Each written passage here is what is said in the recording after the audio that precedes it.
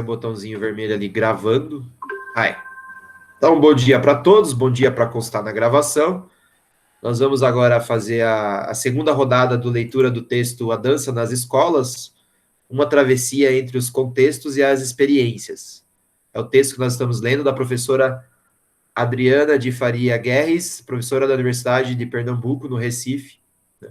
E também nossa colega, amiga de produção e também, né, amizade no sentido mais fraterno também. Ela frequenta com bastante ocorrência ali o grupo da USP, né, o GPF. Então, já participamos de vários eventos. Então, é sempre gostoso ler o que os colegas produzem, né? E nós fizemos uma leitura superficial no último encontro. Ficamos somente ali nas impressões iniciais. O grupo cresceu bastante, né? Antes a gente trabalhava com 2, 3 pessoas, então dava tempo de fazer as impressões iniciais e depois ainda discutir o texto.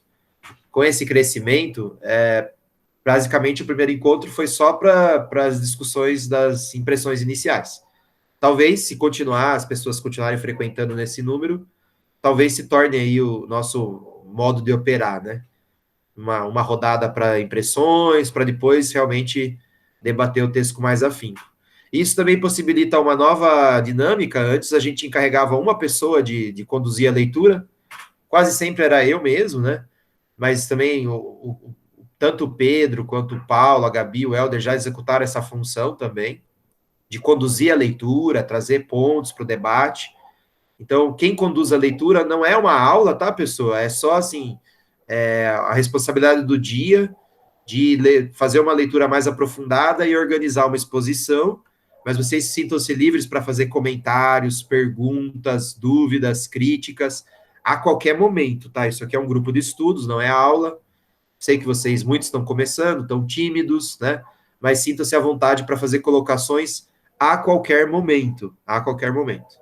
E como o grupo cresceu, essa leitura comandada, né, esse comando de exposição, ele pode ser também repartido, que foi a dinâmica que nós escolhemos para hoje. Eu me encarreguei de fazer a introdução do texto, e aí eu não lembro quem são as pessoas, elas vão se pronunciando, né, conforme a reunião for andando. Cada pessoa, ou dupla, ou trio, ficou responsável por ler com mais afinco um pedacinho do texto, tá? A gente não necessariamente precisa terminar hoje, eu acho que dá tempo de terminar, mas não necessariamente precisa, né? Vamos aqui até o nosso horário, não posso passar muito do meio-dia, então o que der para fazer até lá a gente vai fazer, meio-dia a gente encerra, né? Deixa só a pessoa concluir o pensamento. Se por um acaso não terminarmos, a gente vai, combina. Na verdade, eu acho que a leitura do texto tem que terminar uns 5 minutos antes, para a gente combinar como que vai ser, né? Para eu parar a gravação e para a gente combinar como que vai ser o próximo encontro, tá? Então, dando sequência aí, né, o texto da Adriana diz o seguinte, vamos lá. Dançar nas escolas tem sido cada vez mais recorrente e constante do que poderíamos imaginar em tempos não muito remotos. As relações que estabelecem entre as danças e as mídias nos últimos anos, muito bem discutidas por Tomazoni Souza, demonstram o quanto a ampliação das possibilidades de registro, circulação e valorização social de imagens dançantes tem incidido sobre a prática de danças em todos os espaços sociais, inclusive a escola. Então, eu não li essas referências da Adriana, né? Mas me parece que ela está afirmando que, como nós estamos, né, redes sociais, tecnologia, internet, tem colocado as danças para circular com muito mais possibilidades do que anteriormente, isso de alguma forma tem afetado a sociedade como um todo e a escola principalmente, que é o nosso interesse aqui nesse momento, né? Ou seja, se antes o ambiente escolar era um ambiente fechado para muitas coisas, é só a gente parar para pensar na própria educação física que nós tivemos, muito restrita a esportes, inclusive a algumas modalidades esportivas, né, sem grande variedade. Hoje, ao menos a dança tem chegado nas crianças por outras vias, o que provoca ali alguma reflexão, algum rebuliço na escola, né? Então, ela continua. Não é de admirar que, no ano de 2019, em meio a avaliações conservadoras e moralistas dessa prática, tenhamos, ao menos em 5 estados, projetos de leis em trâmite propondo a proibição ou medidas educativas restritivas para a execução das danças, muito veiculadas nas mídias das escolas. Ou seja, ela tá cartografando esse movimento político, social, de como está todo mundo sendo muito exposto para as danças estão expostas para todo mundo, muita visibilidade. Já há um movimento conservador, né, segundo ela, em 5 estados, vamos ver quais são aqui. Acho que ela não diz aqui, ela coloca aqui projetos de lei, né, quem se interessar depois entra. Mas eu fiquei até curioso para saber quais são esses 5 estados.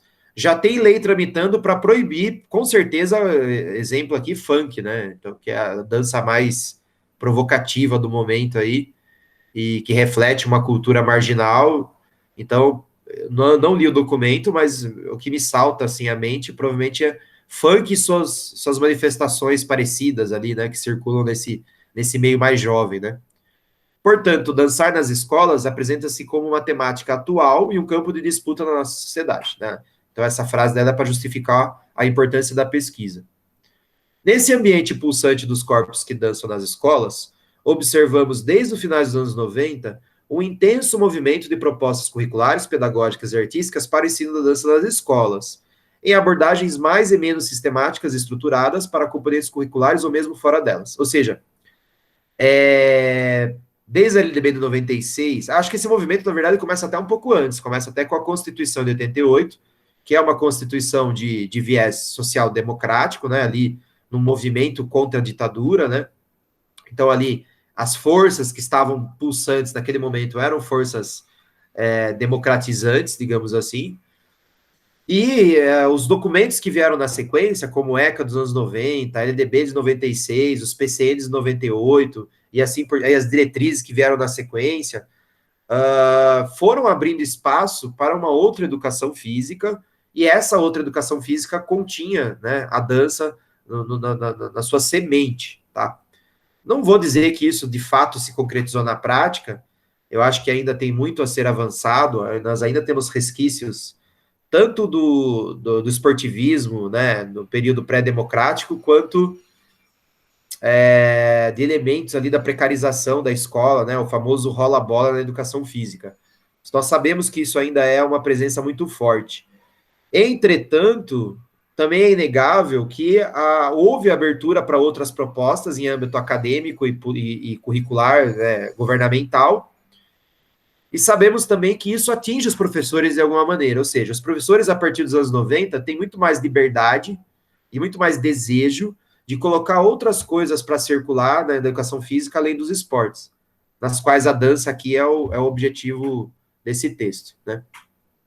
Ou seja, a análise das propostas curriculares governamentais nacionais para o ensino de dança nas escolas, no Brasil, nas componentes curriculares arte e educação física, minuciosamente realizada por Alves et al., revela que, apesar da existência de diferenças qualitativas, os documentos das duas áreas apontam para indicadores subjetivistas relativos aos estudos do movimento e a dança educativa moderna de Rudolf Laban. Pronto, aí nós entramos em área movediça, para mim, pelo menos, né?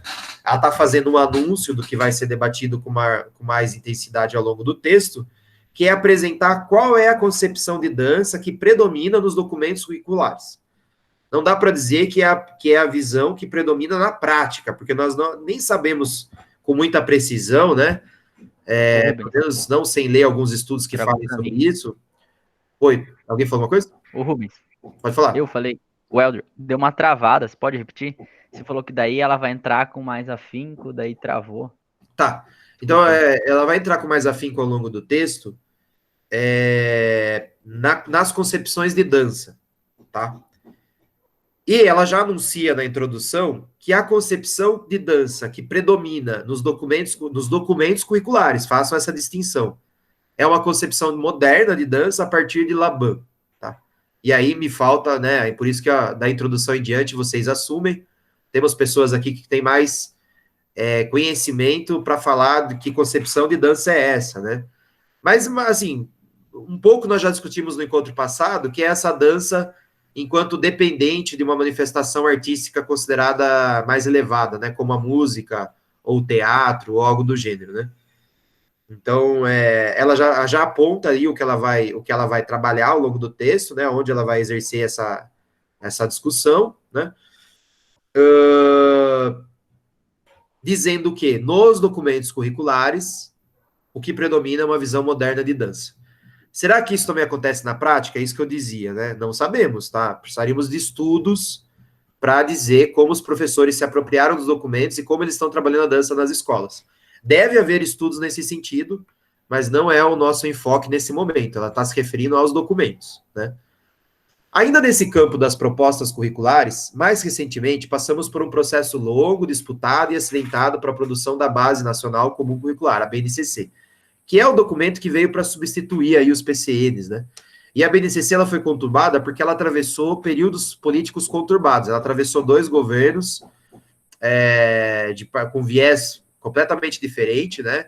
Ali depois do impeachment da Dilma, entrou o governo Temer, ainda que fosse vice da Dilma, com uma outra ideia completamente diferente.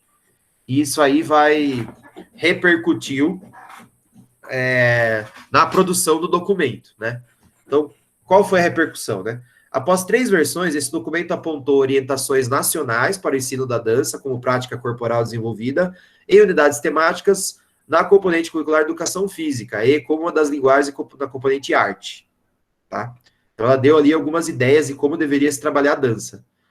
Na primeira, assistimos a uma listagem de danças a partir de uma noção de dança como produto cultural, com uma organização interna que aponta para graus de complexidade que se definem por relações geográficas, né, danças na comunidade, da região, do país e do mundo, e com o movimento corporal como componente essencial apresentado como ritmo, espaço e gestos. No ensino da arte, a dança é desenvolvida em contextos e práticas, elementos da linguagem e criação, dos quais destacamos os elementos da linguagem centrados nos estudos do movimento. Vamos ficar aqui na questão da educação física. Na educação física, a dança aparece na BNCC como um produto da cultura a ser explorado pelas aulas. Então, a dança ela é uma dança específica de uma parte do país, é uma dança de uma determinada cultura, que daí seria a função da educação física, se aproximar dessa cultura, né? Estou tentando não usar aqui os conceitos do currículo cultural, porque não acho que é disso que se trata, né?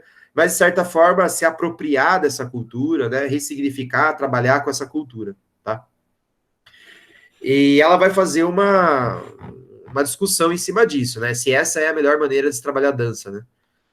A apreciação de produções recentes sobre a dança no campo da educação física, na sua relação com a prática pedagógica, aponta para propostas que relacionam a dança com o quê? Então, aí, né, os estudos dela, ela dizendo, a dança da educação física está servindo para quê? Então, está servindo para a educação do corpo, vários estudos que ela cita aqui, que a dança é o mecanismo de educar o corpo. A dança como linguagem, então vários estudos que apontam que ensinar a dança é ensinar uma linguagem. E o gênero, né? A dança para problematizar as questões de gênero, né? Utiliza-se da dança para discutir, problematizar o que é homem, o que é mulher e as construções sociais que são feitas em cima disso. Contudo, e aí eu acho que aquela ponta, o que ela vai trabalhar ao longo do texto, uma certa crítica, uma crítica mais dialogada, problematizada, menos enfática, mas ainda assim uma nuance não apresentada até então pelos documentos. Contudo, nenhuma delas caracteriza-se como proposta sistemática e estruturada para ensino da dança na educação física ou afasta-se dos estatutos ontológicos da dança como cultura e movimento. Tá? Ou seja, não há uma proposta de ensino de dança sistemática na escola, como você faria fora dela, nem acho que ela está defendendo isso, ou um modo de ensinar dança que se afasta do estatuto ontológico da dança como cultura e movimento. Então, a dança como um meio de você reconhecer uma cultura, tá? No campo das produções acadêmicas e científicas sobre dança, educação e escolas que emergem das artes, identificamos em Correia e Santos uma abordagem que aproxima o ensino da dança, da educação básica, das alterações consumadas na dança teatral do século XX. Nesse estudo, as autoras analisam as propostas recentes para o ensino da dança que incorporam a criação e a produção artística e caracterizam alguns elementos disruptores da dança no século XX, sobretudo a partir do movimento pós-1950, ou dança pós-moderna americana, como a fragmentação. Aí ela está dizendo assim, ó, ela identificou em 2 autoras uma proposta de ensino de danças que traz junto consigo aspectos da dança pós-moderna, tá? E aí eu só vou ler o texto, né, mas quem faz dança, estuda dança aí, né? Eu sei que tem algumas de vocês que fazem isso, me ajuda, né?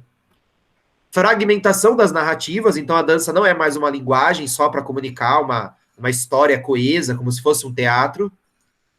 Rompimento de fronteira entre as artes, então a dança se separa, né, da música, do teatro, de outras artes que a subordinam.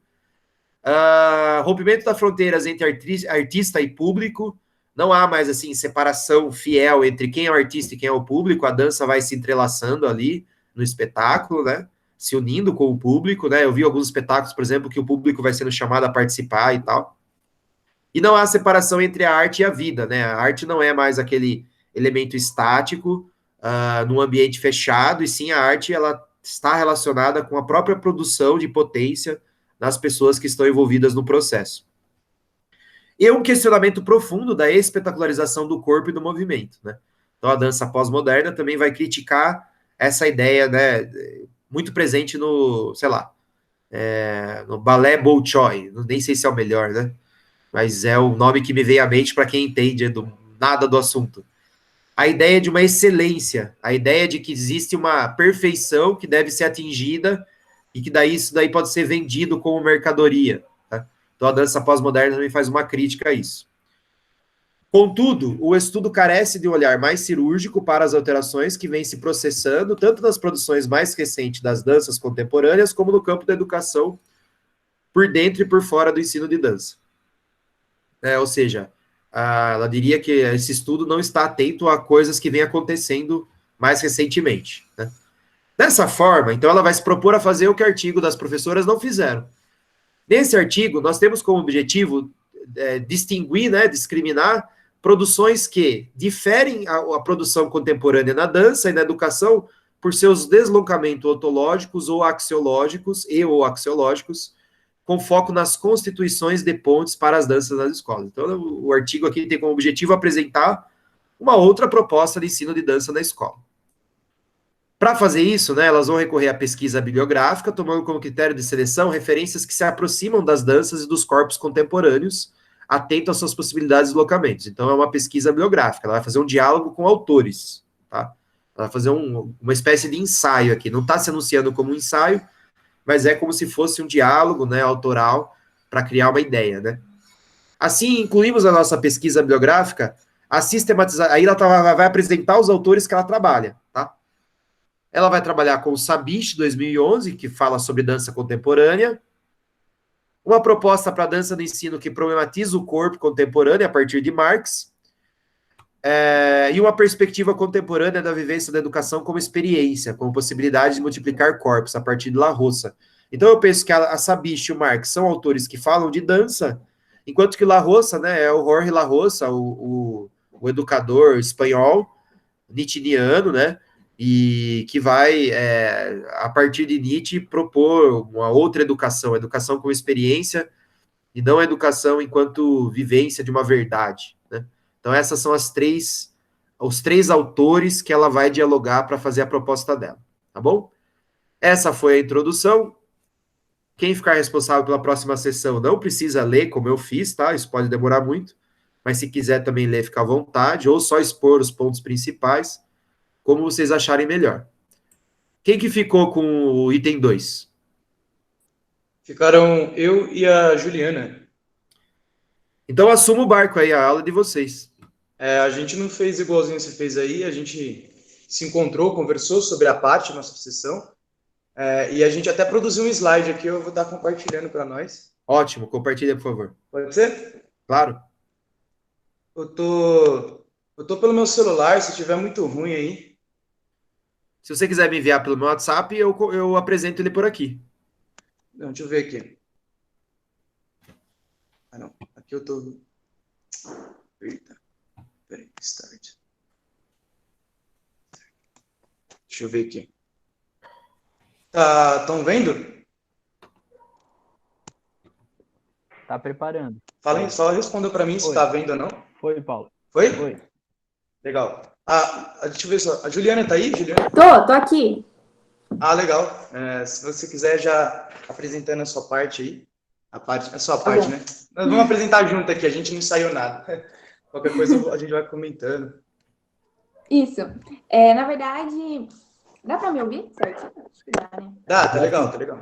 Enfim, ela começa falando no primeiro parágrafo, já nos 2 primeiros parágrafos, sobre a história da arte um pouco. Ela volta para a dança moderna para fazer essa transição entre dança moderna e dança contemporânea. Então, ela cita aqui, ó, dança moderna alemã, ampliada na dança teatro de Bausch, e movimentos de alguns coreógrafos americanos no início do século XX. Então, ela passa do século XX para o século XXI. E, pontuando, a Bausch, Pina Bausch foi uma coreógrafa que ela foi diretora do Tanztheater Wuppertal, eu não sei se meu alemão tá bom, e ela introduziu essa dança teatro ou dança expressão, que Ausdruckstanz, meu alemão tá meio, mais ou menos, que na verdade me lembrou um pouco até de, não sei se eu tô certa, porque eu não tenho conhecimento, mas me lembrou um pouco de Deleuze, no que ela fala de artes visuais e performances. Então, a dança teatro, ela quebrou uma estética na Europa do balé clássico de ser apenas o que a gente vai chegar depois no texto, de expressar uma música ou só uma peça. Na verdade, ela trabalhava com contemporâneos de experiências. No caso, os bailarinos passavam experiências que eles tinham vivido ou que eles sentiam, e isso era composto na coreografia. Então, eles compunham juntos de acordo com as experiências. Gente, que isso? Voltando. E o diferencial dela é que ela utilizava elementos físicos no palco, que também quebrou uma estética de separação do palco e o bailarino. E o palco era só um instrumento, era um lugar onde se apresentavam. Na verdade, ela transformou isso nessa foto. É um espetáculo chamado Água, e ela colocava água no palco, terra, pedra, etc. Pode passar, por favor, Paulo. Deu.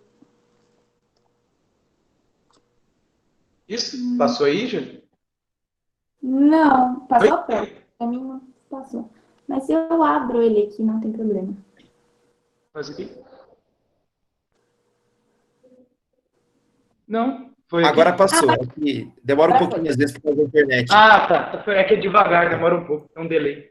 Beleza. Obrigada. Então, e aí ela cita também a dança moderna americana, e aí ela coloca nas referências Graham, e ela também cita na página 7 a Isadora Duncan, que eu achei muito interessante ela falar dela. Bom, voltando para Graham. Ela foi uma coreógrafa que inovou o mundo da dança porque ela começou a trabalhar com emoções. A técnica de dança moderna é praticamente baseada somente na Graham, o que a gente conhece aqui, principalmente no Brasil. Ela trabalhava com emoções e com a movimentação da respiração. Então, eram contrações, expansões. E isso foi um diferencial, uma quebra na estética do balé clássico. Ela, como bailarina e trabalhando em grandes lugares, como com George Balanchine, foi um grande coreógrafo. Ela trabalhou em... Ai, Jesus, esqueci o nome do lugar. Enfim. E aí ela fala da Isadora Duncan, que eu achei muito interessante, porque a Isadora Duncan foi conhecida como uma das primeiras bailarinas que quebrou o balé clássico, mas acabou não saindo dele. Teve um episódio que ela arranca as sapatilhas no meio do palco e joga no chão, tipo, revoltada, porque ela não queria mais usar o espartilho, o titi, as sapatilhas, toda essa estética do balé a incomodava. Então ela quis rasgar com isso de uma forma até agressiva. E dessa forma foram evoluindo as danças, tanto na Europa quanto nos Estados Unidos. E, de alguma forma, no texto ela fala que houve uma implosão das danças modernas que formaram a dança contemporânea. Pode passar, por favor. Bom, aí eu peguei algumas frases do texto que me chamaram a atenção. Essa foto é de uma companhia de contemporâneo regional, fica na cidade de Salto. Chama Faces Ocultas, companhia de dança, se alguém tiver interesse. Eu dancei lá no Balé Jovem, é muito legal. E, enfim, voltando. Essas frases me chamaram muita atenção, que a gente chega na página 7, acho que é 7, 8, onde a autora vai falar que a dança contemporânea veio para segregar essa coisa da dança depender de uma música ou depender de uma peça de teatro, depender de alguma coisa, a arte pela arte. Então, Lepec fala que a arte se tornou uma arte independente pela primeira vez, e o Laban fala dançar e movimentar-se, todos os corpos poderão dançar a partir do movimento. Então, o Laban trabalha nas escolas isso, do movimento, primeiro o movimento, depois a dança, não a dança, depois o movimento. E surgem as várias vertentes da dança contemporânea, como a dança contemporânea instrumental, a dança contemporânea coreografada, a parte de uma anatomia, ou seja, trabalhar a partir de articulações ou de membros. E ela traz um questionamento, na verdade, né? Não é questionamento, ela afirma que a dança passou de uma ontologia para uma axiologia, ou seja, a dança passou de o que é dança para o que a dança pode fazer. E eu acho isso muito interessante, porque quebra todo um conceito que nós, bailarinos, temos há muito tempo de ratificar uma dança quadradinha, assim, é isso, isso e isso, e não o que ela pode fazer. E esse é o questionamento que ela traz e que é abordar nas escolas. Então, acho que é isso. Se eu falei alguma coisa assim, podem me corrigir. Aí eu deixo com o Paulo agora. Ah, legal. Eu vou só falar aqui, comentar um pouquinho sobre uma ferramenta, digamos um conceito, de duas perspectivas que me ajudaram a entender esse texto, tá? Que é justamente com o que é um deslocamento. Então, existe mais ou menos duas formas, eu só vou apresentar rapidinho e depois apresentar a crítica dela aqui no texto, de se pensar um deslocamento, tá? Então, no senso comum, a gente falaria que o deslocamento seria uma passagem de um local ao outro. Se fôssemos viajar um pouco mais na ciência, numa filosofia mais analítica, falaríamos que ele é uma trajetória. Então, pensaríamos em fases, poses, estados, significados e movimentos organizados. Ou seja, a gente identifica e transporta um tipo de movimento, ou seja, há poses. Para se aprender dança, nós passaríamos das poses, de certas poses, então, aprenderíamos todas elas para então formar uma performance. Isso seria uma trajetória, um movimento pensado por trajetória. E faz parte de uma forma de se perspectivar o que é um deslocamento, né? Como se faz um deslocamento. Mudança entre dois estados, né? Isso serve para quê, né? Essa perspectiva de pensar o deslocamento serve para compor e analisar a realidade por uma ideia predisposta. Ou seja, eu tenho uma ideia de como que é um deslocamento, de como que é, por exemplo, dançar tal coisa, e eu vou forçar essa realidade, forçar essa ideia na realidade. Então, para você dançar, você deve fazer tal movimentos. Ou para se chegar a tal música, vamos primeiro experimentar alguns movimentos. E eu acredito que certa crítica que a autora aqui, né, a Adriana, faz no texto, ela baseia-se em criticar essa ideia de que a dança, ela fundamenta-se pelo movimento, né? Mais para frente ela fala aqui, ó, no texto, isomorfismo e movimento, ou seja, Paulo, está aí? Tá travando, tá travando. Paulo. Portanto, ouvindo? Fale de novo. Então. Agora melhorou, mas, ó, Tá. nos últimos 10 segundos... Ok. Eu falei assim, né, que parte da discussão que ela entrava aqui, da crítica, é essa de fundamentar a dança pelo movimento. Ou seja, de que para se chegar a ser dançante, basta iniciar-se pelo movimento, né? Por certos movimentos, por imitação do corpo pelo movimento. Ela vai chamar isso, no trecho, de o idiota movente. Eu vou passar um pouco aqui, né, para só adiantar. Ela vai chamar o idiota movente moderno. Ou seja, pelo que eu entendi, é na página 8, de que esse idiota movente é o que fundamenta o corpo experiência dança. Então, a experiência na dança fundamenta-se pelo movimento. Ela vai criticar isso muito, né? Tanto que na página 10, deixa eu colocar aqui, do PDF, tá, gente? ela fala assim, ó, ela vai comentar sobre uma contaminação que eu e a Juliana discutimos muito, e essa contaminação, ela explode, ela fala assim, né? Ela explode esse sujeito automovente.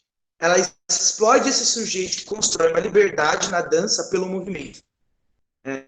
Aí a gente chega. O que é esse conceito de contaminação? Acho que na nossa conversa, eu e o Juliano chegamos em pontos diferentes. Acho que cada um pode falar um pouquinho, mas eu vou ler um trecho que ela fala, que ela comenta aqui da Sabiche. Tá? Ela fala assim, ó. Como a capacidade do corpo abrir-se para outros corpos, para introduzir diferentes relações e de se alterar qualitativamente. Contaminação aparece com o poder do corpo para montar e criar novas relações, alianças curiosas. Contaminação é a relação intrínseca de uma exterioridade, constitui um meio, um ambiente, que desfaz a relação binária de externo e interno, do produtivo e do receptivo, do material e do material. É legal aqui que ela abre o espaço da dança ou da experiência não para a construção progressiva através de um movimento, ou pela análise sistemática do movimento das partes se constitui o movimento. Como bem fala o Laban, por exemplo, como se fundamenta o Laban, e se eu estiver errado, acho que a Juliana pode corrigir. Mas ela parte de um corpo que tem sensibilidade, não só ao movimento, mas sensibilidade às diferenças, ou um corpo que possui potências. Né? Aí, ou melhor falando, para não ficar difícil, mais intensidades. Ou seja, a ideia de dançar não pode só ser somente movimentar-se. O corpo ele pode ter diversos estímulos, e não só participação do movimento. E eu lembro que na nossa conversa, eu lembrei na nossa conversa de um momento na minha escola, que surgiram a dança do leleque-leque, sabe? E aquela dança era intensa, porque a batida era intensa, porque movimentava muitas pessoas a dançarem, a produzirem, a comporem, a se expressarem, e não era só somente fazer o movimento. Não era aprender o movimento para ter a dança, né? Ou melhor, o que ela está propondo aqui é uma possibilidade de analisar esse acontecimento dentro da escola, além do que como o Rubão comentou, de partir do movimento para a dança, né? De partir da base do que é um movimento, de como ele sistematiza, quais são as poses de um movimento, quais são os estágios de um movimento, para, enfim, chegar a essa dança. Eu acho que essa é a crítica que ela produz, e essa é a crítica que ela vai levar para a pergunta dela no próprio trabalho, que é, né, e como esses deslocamentos, dança e procedimentos penetram os corpos das danças na escola. Né? Então já vejo que ela vem com uma outra pegada, ela vem com a ideia da penetração, que é o que é a penetração, um corpo que é atravessado por esses discursos da dança, né? Como que eles são afetados, quais são os objetivos e como funcionam cada um desses aspectos, e talvez aí um novo tipo de análise, um novo tipo de princípio para se pensar a dança na escola. Mas isso fica com outras pessoas. Juliana, você quer comentar alguma coisa sobre a contaminação? Não, acho que eu concordo com tudo. Eu queria, na verdade, falar, que eu acabei esquecendo, que acho que calha com a contaminação da necessidade, ela fala da necessidade de evoluir, de ter uma dança que seja condizente com a atualidade. Então, o que você falou do leleque-leque, que é uma coisa que era atual, sabe? E o que ela fala é que não dá para trabalhar a mesma coisa, que já trabalharam 1000 anos de dança, sem que isso interfira de alguma forma nas pessoas, sabe? Então, tem que ter uma evolução. Acho que é isso, só que eu tinha esquecido de falar. Mas eu concordo. E, pois bem, né, se nós partimos de uma coisa que não esteja condizente com a realidade, nós partimos para entender ela, nós estamos nos aproximando de algo que passou e fundamentando aí, né, no passado, em alguma coisa que produziu intensidade no passado, né?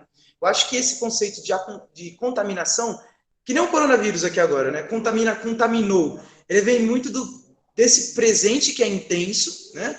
E causa nos corpos também uma energia intensa, né? E ela vai se modulando, vai ficando intenso e para, e abaixa e volta, surge outra coisa. Eu acho que ela vem com essa dança escolar do fluxo, né? Presente ao fluxo. Paulo, Oi. Paulo e Juliana, né? Isso.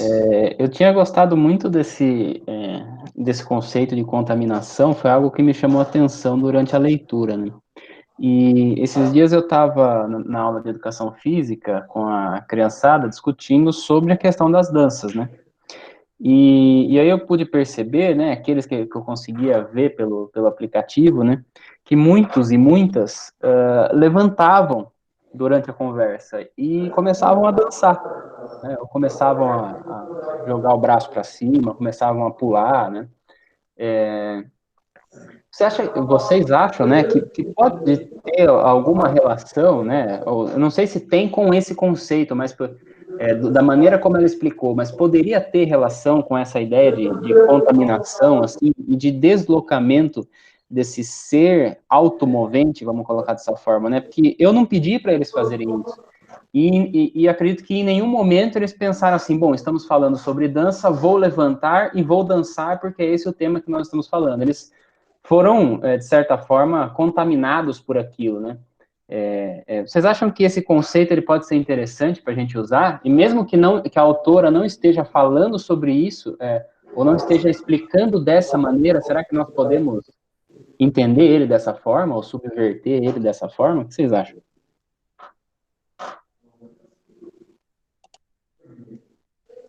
A Juliana está aí? Quer falar alguma coisa?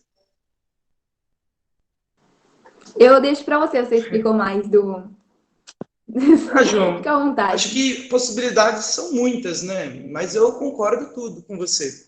Porque ela fundamenta ela vai fundamentar, o que ela faz, primeiro, é explodir essa cinética do sujeito moderno. Então, o que eu imagino é que se você estivesse dando aula de dança, tendo em mente a cinética do sujeito moderno, ou isomorfismo entre dança e movimento, você falaria para o menino, isso aqui não é dança, tá? Para de fazer isso aí, vamos primeiro aprender aqui uns movimentos, aí sim nós vamos chegar, por exemplo, a uma tal dança, a dança dos nordestinos, tá? Então vamos lá, a partir do movimento, mexe o pezinho, pá. E quando ela abre, então, para essa contaminação, penso eu que ela possibilita essa sensibilidade, que é o quê? A contaminação vem romper com essa ideia de trabalho histórico do sujeito, ou ainda trabalho sistemático do movimento, e põe o corpo em discussão. Ela vem logo colocando, na página 10, né? Assim entendida, a contaminação se estabelece como potência que concentra e explode a cinética moderna do sujeito automovente, né? Então, esse sujeito que vai criar para si uma coreografia de acordo de balé, vai criar para si uma coreografia de, qualquer tipo de dança. A gente coloca o balé aqui, tá batendo no balé, mas vamos colocar, vai criar para si uma coreografia de frevo, sabe? Não é isso, né? Não é isso que ela quer falar. Aí sim, né, eu consigo pensar com o conceito de contaminação uma abertura da dança para os corpos intensos. Porque ela fala assim, em um determinado momento no texto, né? E os corpos que não se movimentam? Né? E que os corpos que não atingem esse movimento da dança? E aí? Aí que ela vem falar de outras políticas do movimento. Ela passa aqui o momento do texto que ela fala, bem, que o Deleuze, pensar com Deleuze, pensar com a filosofia da diferença e com esses autores, eles possibilitam pensar outras políticas do movimento. Talvez esse conceito de contaminação venha aí acessando essas outras políticas do movimento. Que é o quê? Responder às intensidades, às potencialidades do corpo, né? Essa criação que não deriva de um fundamento. Fundamentar-se nos movimentos do frevo para produzir um frevo próprio, entende? Bom, aí sim eu consigo pensar, né, com você. Não sei se eu fui claro. Acho que aí encaixa, né, essa proposta dela de contaminação.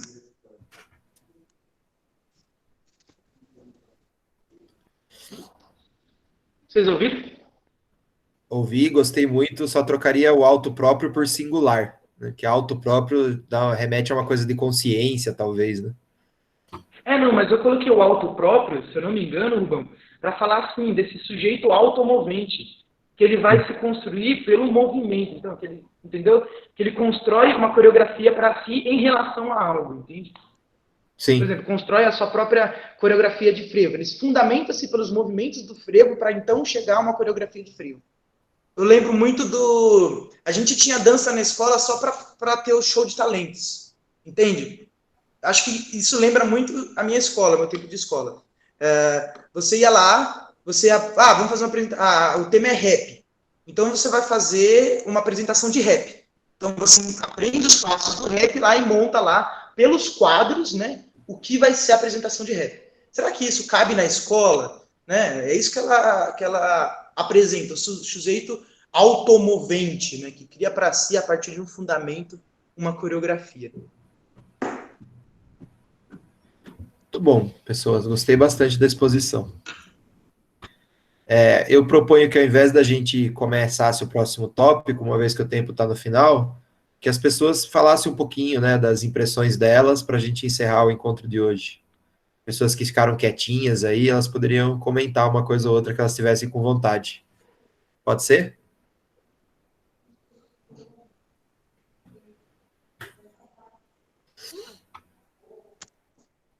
Parou de compartilhar? Parou.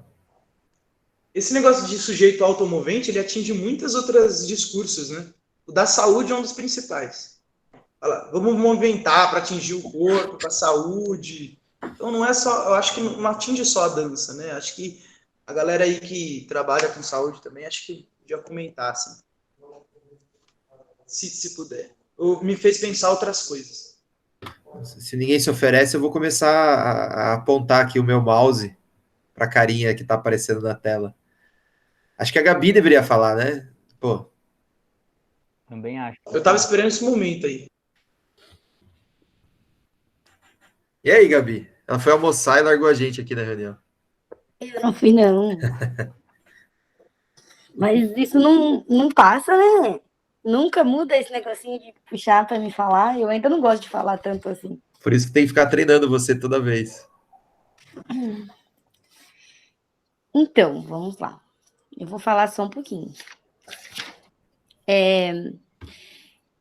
Mas desse começo mesmo, eu achei bem interessante essa questão, porque me lembrou bastante o quanto é o que eu estava tentando pesquisar no meu projeto, que é a questão de você, um pouco do que o Paulo falou agora há pouco, de você usar os fundamentos de uma estrutura que já está lá, mas você conseguir agregar o seu. E não necessariamente isso fazer com que você crie uma nova técnica, mas você conseguir colocar o seu e ainda ser a técnica. Tirar esse molde todo redondinho, onde não pode ter fugas, dar essa liberdade das fugas. Bom, de resto, vocês falaram um monte, eu acho que não tem muito mais o que eu falar.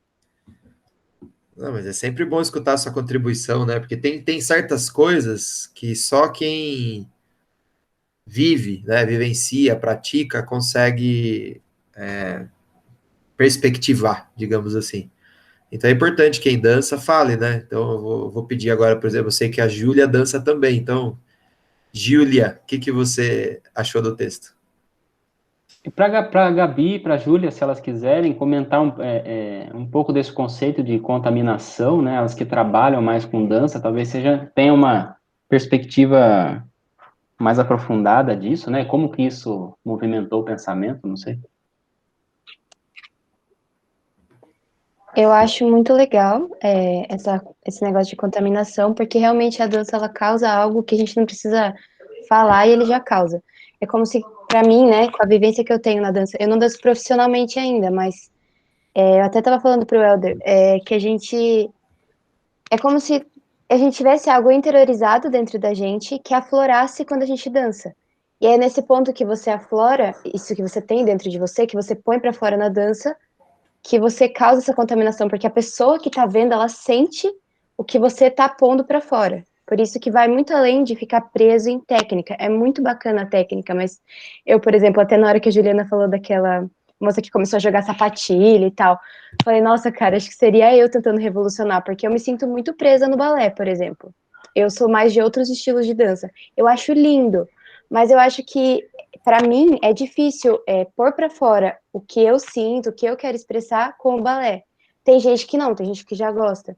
Mas eu acho que, por isso que existem vários tipos de danças contemporâneas e vários estilos, para que você possa não ficar preso, né, em uma técnica mesmo. Porque eu acho que já foi a época que a gente via dança, pessoas, né, bem ainda, às vezes, dança como só aprender passos e dançar. Você vê uma diferença quando alguém está mostrando o que ela está sentindo, sendo bom ou ruim. Então, eu acho isso muito interessante. Muito bem, Júlia. E talvez um pouco do texto seja o que esses atravessamentos que você trouxe tem a ver com a escola, né? Acho que é isso também, porque parece que o texto aponta que a tradição da dança na escola tem sido também engessada. Uhum. Mesmo que houve avanços, né, ao entendê-la como linguagem, parece que também há limitações aí. Obrigado pela contribuição. Eu sei que a Alissa está aqui quietinho, não que só quem dança pode falar, tá, pessoas? É que vocês estão quietos aí, então eu vou cutucando um ou outro aqui, né? É só essa razão, tá? Mas eu sei que a Alissa também dança, e sei lá, seria legal se ela falasse, nem que fosse bem rapidinho o que ela pensa. Ô, louco, Rubens, nem cheguei, você já vai tocando terror aqui. Eu te dei boas-vindas por falar nisso? Não lembro. Não, mas tudo bem. Seja boa, bem-vinda, tá? É que é muita gente, eu me perdi aqui. Então, eu acho que eu não tenho muito o que falar. Eu tenho uma experiência com a dança bem complicada, é uma relação de amor e ódio, muito por conta do que já foi falado aqui na reunião. Eu já conversei com você por e-mail também, né? Então, eu tô tentando descobrir ainda e meio que não tenho o que acrescentar. Tá ótimo. Quem sabe nas próximas reuniões, né, se apropriando dos conceitos, né? Sim, talvez. Tudo bem. Gostaria de ouvir mais pessoas, né? Mas o nosso tempo acabou. Vou interromper a gravação aqui e para a gente discutir como fica o próximo encontro, tá?